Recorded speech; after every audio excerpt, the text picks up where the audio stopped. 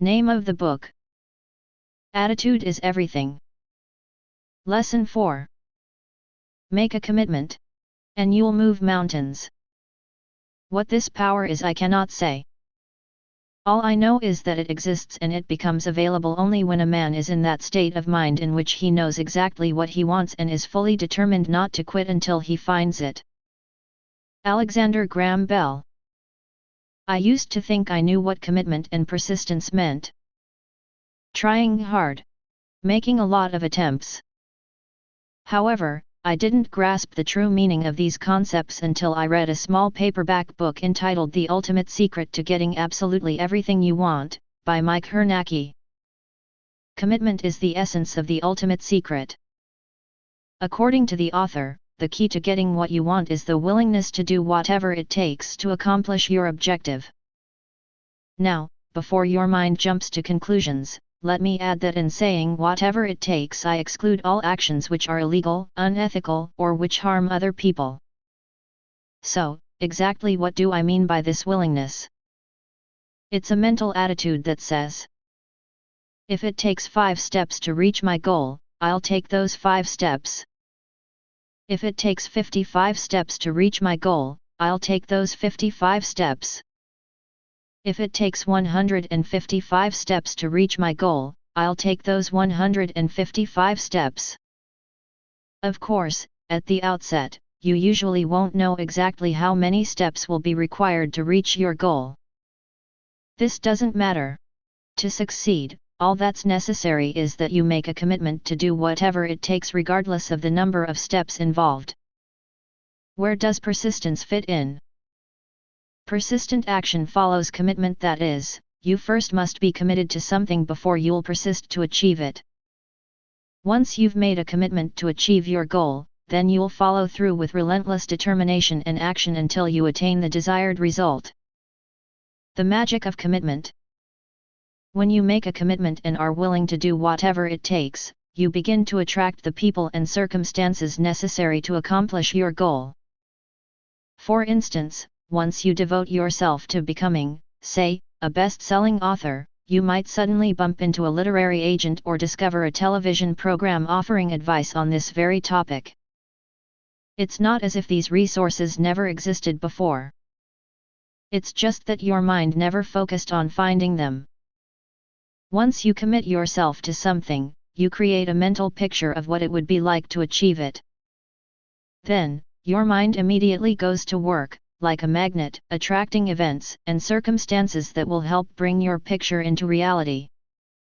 It's important to realize, however, that this is not an overnight process. You must be active and seize the opportunities as they appear. The magic which flows from commitment has never been more eloquently or more accurately described than in the following words by W. H. Murray. Until one is committed, there is hesitancy, the chance to draw back, always ineffectiveness. Concerning all acts of initiative there is one elementary truth, the ignorance of which kills countless ideas and splendid plans. That the moment one definitely commits oneself, then Providence moves, too. All sorts of things occur to help one that would otherwise never have occurred. A whole stream of events issues from the decision, raising in one's favor all manner of unforeseen incidents and meetings and material assistance, which no man could have dreamt would have come his way. Doors will open. Here's another miraculous feature of the power of commitment: you don't have to know at the outset how to achieve your goal. Sure, you'll be better off if you have a plan of attack, but it's not essential that every step be mapped out in advance. In fact, when you have the willingness to do whatever it takes, the right steps are often suddenly revealed to you. You'll meet people you never could have planned to meet. Doors will unexpectedly open for you. It might seem like luck or good fortune is smiling on you. In truth, you'll have created these positive events by making a commitment and, thus, instructing your mind to look for them. Here's an example of how a door unexpectedly opened for me. In 1989, I started writing motivational articles. I'd learned about the power of a positive attitude and the other success principles, and I was committed to sharing this information with others who could benefit from it. but I had no idea where to start. Do I send my articles to newspapers? Submit them to magazines? Write my own book? The first thing I did was submit an article to a local newsletter for people involved in training and human resources. That article was printed in the summer of 1990. A few months later, I got a phone call from a gentleman named Stuart Kamen, a freelance writer who also worked with businesses to produce newsletters. Stuart said he'd seen my article while visiting the home of his best friend and was very impressed with it. Then he asked me, "Have you ever thought of writing a newsletter?" Quite frankly, I hadn't thought of doing my own newsletter. We arranged a meeting and Stuart explained how we could work together to produce a newsletter that would make these self-development concepts available to thousands of people. About 1 month later, the first issue of Attitude is Everything newsletter was published. And we've been going strong for more than 9 years and have reached hundreds of thousands of people with this life-changing information. How did it all happen? I was committed to sharing these principles with others. I had a positive attitude. I started writing. And then, Stuart Kamen, a complete stranger, entered my life, someone who knew just how to turn my dream into reality. Ah, the magic of commitment. A word of caution. Before you get too excited about waltzing easily toward your goals, I caution you. Even with a commitment, everything won't be rosy on your path. Life will test you to see how serious you are about achieving your objective. Obstacles will arise. You'll make mistakes and suffer disappointments and setbacks, some of which may be quite severe and even tempt you to abandon your goal. That's when it becomes important to follow the sage wisdom of Winston Churchill, who said, "Never, never, never give up," or the advice provided by James J. Corbett. You become a champion by fighting one more round. When things are tough, you fight one more round. If you've made a commitment to accomplish a goal, you can overcome temporary defeats. And you will triumph. Commitment pays off for aspiring novelist. A few years ago, American Way magazine carried a fascinating interview with best-selling novelist David Baldacci. Baldacci is the author of the immensely successful novels Absolute Power, Total Control, and The Winner. Millions of copies of his books have been sold. Let me assure you, however, that Baldacci was no overnight success. His accomplishments and financial achievements were the result of his total commitment to developing his talents as a writer. Like me, Baldacci started out as a lawyer. He started law school in 1983 and didn't give any thought to becoming a best-selling novelist. He simply enjoyed writing. Yet, at the outset, Baldacci knew that he didn't have the necessary writing skills. So he made a commitment, as he put it, to learn the craft of writing. For the first 5 years, he didn't finish any of his projects. Every day, he just worked on characters, plot development, and other writing basics. At the time, he was a practicing lawyer, and he and his wife had 2 young children. When did he find the time to do this writing?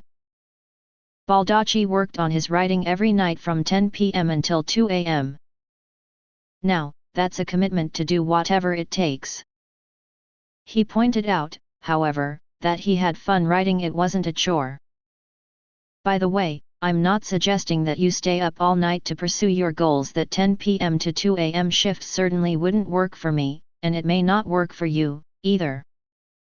After 10 years of writing, Baldacci had completed some short stories and a few screenplays. His total sales, 0. All that he had to show for his efforts were a lot of rejections from editors. In 1996, all of Baldacci's efforts paid off. Big time. He received millions of dollars for the literary and movie rights to his blockbuster thriller Absolute Power. The star of the movie was Clint Eastwood. Such is the power of a person who is committed. He refused to quit. I've learned a lot about the magic of commitment from my good friend, Jerry Gladstone. In 1986, Jerry started his own company, American Royal Arts, selling a variety of collectibles. 1 year later, he decided to concentrate on selling animation art. He secured licenses with Warner Brothers, Hanna-Barbera, and other, smaller studios. But he realized that to really grow his business, he needed to sell Disney art. For 3 years, he wrote letters and called Disney headquarters requesting permission to sell Disney art.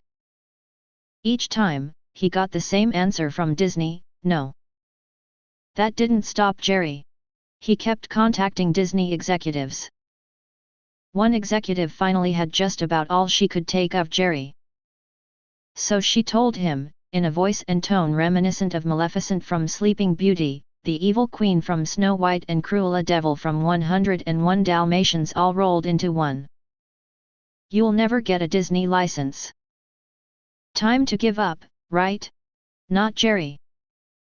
Through all these rejections, he kept a great attitude. He called more executives at Disney. And then one gentleman at Disney, hoping to get rid of Jerry once and for all, said, well, the only 2 places we would consider allowing a gallery offering Disney artwork to open would be either Minnesota or Massachusetts. Jerry's business was in New York, and he had no desire to open a gallery in a remote location. Guess what Jerry did? He flew to Boston the very next day. And by the end of the day, he had signed a lease for a place on Newbury Street in Boston. He called the Disney executive to report that he had the Massachusetts location. They both had a good laugh. And then the executive said to Jerry, if you had the courage to go up to Boston the next day and open a place just like that, we have to put you on the Disney program. Within a few weeks, Jerry opened the Boston Gallery featuring the Disney line. Within a year, he was given permission to market the Disney line through his New York store. Jerry has now done business with Disney for 10 years. He has sold millions of dollars of Disney art and is the largest volume Disney animation art dealer in the world. Talk about commitment. Talk about keeping a good attitude in the face of rejection. Jerry was going to get the Disney license no matter what it took. Just ask Jerry, and he'll tell you in a New York minute that attitude is everything. As long as it takes. I'd like to share with you the story of Benjamin Roll, who lives in Newport Beach, California. In 1990, at the age of 67, Roll graduated from law school. Naturally, before he could start practicing law, he had to pass the California bar examination. On his first attempt at the examination, he failed. On his second attempt, he failed. And he failed the 3rd time, the 4th time, the 5th time, the 6th time, the 7th time, the 8th time, the 9th time, the 10th time, the 11th time, the 12th time, and the 13th time. Let me add one important fact, the bar examination is given only twice each year. So, at the time of his 13th failed attempt, Roll was now 73 years old. Most people would have quit, but not Benjamin Roll. He took the exam for the 14th time. And he passed. In 1997, at the age of 74, Roll was admitted to practice law in the state of California. Now, here's a guy who's committed. And willing to do whatever it takes. As Roll explained, I was going to pass that cotton pickin' exam if I lived long enough. And I did. Does this story tell you anything about the importance of attitude? Most people wouldn't even consider starting law school in their 60s. Yet, here's someone who not only enrolled in law school, but was willing to spend 6 years after graduation studying to pass the bar exam. Wow! Benjamin Roll's story is simply further proof that attitude is everything. Time to make a commitment. Now, let's assume you have a goal in mind. The next question to ask yourself is, am I willing to do whatever it takes to achieve this goal? If your answer is, I'll do just about anything, except that I won't do, then frankly, you're not committed. And if you're not committed, it's likely that you'll be derailed and not achieve your objective. For instance, many people start a new business with this approach: I'll give it 6 months to prosper. If things don't work out after 6 months, I'll quit. This is not a mental attitude that leads to success. Where would novelist David Baldacci be if he had said, I'll try the writing for 1 year. And if I can't sell anything, I'll give it up? He'd have missed out on the opportunity to do what he loves, have financial independence, and live his dream. Now, I'm not suggesting that you just bowl ahead without a plan and hope for the best. Of course you should set timetables, deadlines, and budgets so you stay on course and succeed as quickly as possible.